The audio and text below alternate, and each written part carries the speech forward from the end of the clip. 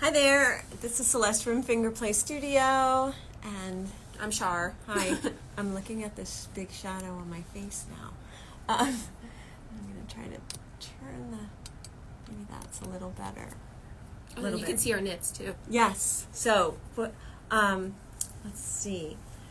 So, should we talk about, I said we're Finger Play Studio. I'm bumbling this morning. We should talk about what we're wearing. So I'm wearing the Hesper cardigan. This was our fall knit along, and I made mine using Calborn Woolen Scout and the edition 3 from Shoppermeyer. I think I'm saying that right. And I'm really hot, so I'm going to take it off. And I am wearing the Maudi top.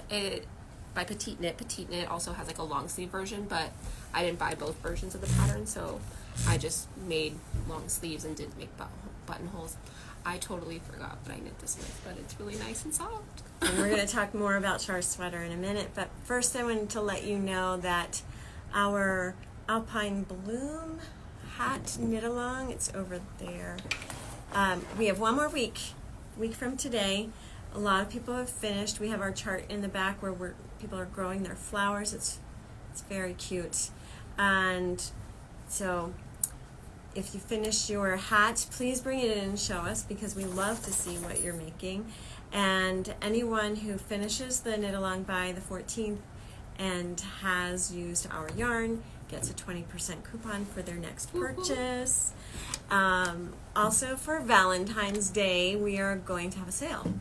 So we'll have little treats for you to pick a nice little chocolate, and inside your chocolate will be your coupon that you can use to buy something at the shop. And we're sending you Valentine's. We've been sending you Valentine's since the 1st on our social media because we love you, and we just wanted to thank you for being love in our life. Yes, spreading the love. We all need love right now. Yes. So, Shar, let's talk about everything, like everything. Frogging. Frogging. We were going to talk about frogging. So, how do you feel about frogging? Gosh, I've been frogging my sweater. I frogged it 3 times, I think. But I don't like it. It frustrates me. But it's worse to persevere because it only gets worse from there. So yes. Frogging is kind of freeing as well. I love frogging. I find it so satisfying. I think another topic we'll talk about in the future is process versus product knitting. And I feel like I'm like right in the middle where I'm just like, let's rip it out, let's start over.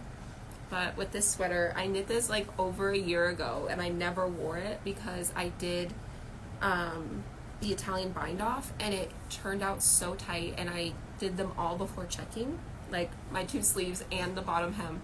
So when I tried to put it on, it was like strangling me, like here in my waist as I was like trying to put it on. So yesterday I took out all of the hems and I redid them, and now I'm really happy because I can wear this beautiful sweater that I've been wanting to wear forever. And it just took a little nudge of just being like, okay, I just have to do it at some point. I gotta do it or else I'll just never wear it, and I feel way better. So when you're working on a sweater and you have that sinking feeling in the back of your mind that like, this is not gonna fit me, or this is not gonna work out, and then but you just plow forward because you're like, I want to make this thing and I want to get it done, that's always, I think, the sign. Like, you have that sinking feeling, you have to listen to your intuition, put it on some barber cords or something and try it on. See, like Law and Order. I did this while watching Law and Order, and that was what got me through. I was just it took me half of a day yesterday to unpick everything, but it's so worth it. And I can say I've frogged 2 complete sweaters before, just because I'm so upset, and I just gotta start over. And one of them was a sweater for my mom, and I frogged the entire thing, and I just re-knit it, and it fit her perfectly the second time around. So sometimes it's just a learning lesson, and sometimes you just love it even more the second time around because you're like, this is something I really wanted, so I knit it twice, basically. And often, like, even though I say I don't like it, it always turns out to be a good thing because it is a learning experience, and it's kind of like your dress rehearsal on the pattern because you realize, oh, I didn't see that one part. I'm going to make sure I pay attention this time, and I'm going to get it. Well, and you can do like premeditated frogging too by like putting in a lifeline. Yes. And then that way, if you know you're like, okay, I'm unsure. And if you don't know what I mean by putting in a lifeline, it's like when you get to a point in your knitting where you're going to start doing something else, you can always feed in a piece of scrap yarn through all your stitches. And then that way, if you do make a mistake further down the road, you can kind of rip it out, but all your stitches will still be on that scrap piece of yarn.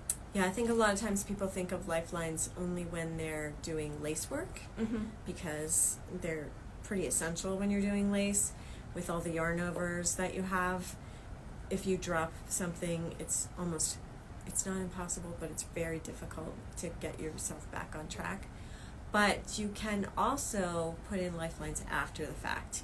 If you've been knitting on your piece and then you decide that you want to rip it back, but you don't want to rip the whole thing out, you just want to rip to a certain point, you can take your scrap yarn and feed it through one leg of each stitch as best you can, and that'll help you. And then when you rip it, you just slow down when you get close to your lifeline. Some of them you might not catch right. It's okay. You'll be able to catch it. But it's essential. Frogging is a part of life. And some people, I still run into people who don't know why we call it frogging. Oh, yeah. Okay. We should have probably said that in the very beginning. Because when you're ripping it out, you're ripping it, rip it. The frog. I could have been better about that, but I didn't want to be silly. But, yeah, I love frogging. Or a great way to, like, when you're talking about practicing a pattern, also when you're doing short rows. I know sometimes short rows can get really confusing to find where you're at, and then it takes too much brain power for me to try and rip it out in the middle of my short rows. So I prefer to just like rip out all of the short rows and just start over. And so that's a great time to do it too. And then I have projects that have been sitting around, and I'm looking through when I'm cleaning out my office, and I find, oh, there's that pair of socks that I just really don't like. I don't like the yarn, or I don't like something about them, and they're just sitting there. They need to be frogged. Those are good times to like put on a movie. Well, and also you can like, I don't know if a lot of people know that, but you can put one, like you can find your end and then put it on a ball winder. Yes. And then you can wind it, and it'll frog it at like double speed for you. And that's true. I need to do that. It's really satisfying because that's what I did with the whole sweater that I frogged. I have the collar finished, refinished, I should say, but that's what I did for the whole sweater. I just connected it to my ball winder and went crazy. And then I have all these cakes. So it's like ready for me to go. Yeah, that's good. That's what I need to do with some of those projects I've got laying around. But frogging happens to everyone. Frog happens. Yeah. And then you fix it and you move on. Yeah. And do you want to talk about, how you did your Italian bind off this time? Yes. So I know some designers will say, as you're approaching to do your Italian bind off, you will knit one, slip one, knit one, slip one for 2 rounds, and then you will do your sewn bind off. And I did that originally, but then it was just so tight, it had 0 give. So what I do instead is I knit to the certain length, and then I will knit a round in a 1 size larger needle, and then I just go ahead and do my sewn bind off. I don't do the slip one, knit one, like I don't do any of that. I just go straight into it, and I feel like then it has sufficient give and it looks really nice still. Like, I don't know. Yeah. It's a tubular bind off. And I think that's what a tubular bind off versus a Italian bind off. I think that's what the difference is. What? I'm not quite sure. What do you mean? For Italian bind off, I think you are supposed to do the knit one, slip one, knit one, slip one. But then with a tubular bind off, I think you are supposed to just go straight into the sewn bind off. But I'm not quite sure. I might just be doing my own thing. It just works. And if you're not familiar with either the tubular or the Italian, they're for stretchy bind offs, and they're really nice for the edges of your sleeves. For like knit one, I've only ever done the Italian bind off for knit one, purl one, rib.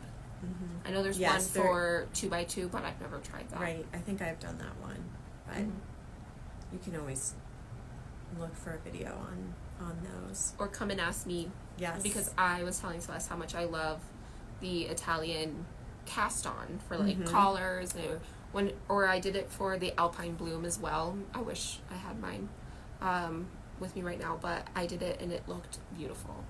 Yeah, it's nice for hats too. It's kind of finicky, but if you want to come in when I'm here on Thursdays, I'd be happy to walk you through. So I guess that's it for us today. You can, sorry, I was looking at the time. I realized I'm supposed to meet someone at 11:30. Whoops.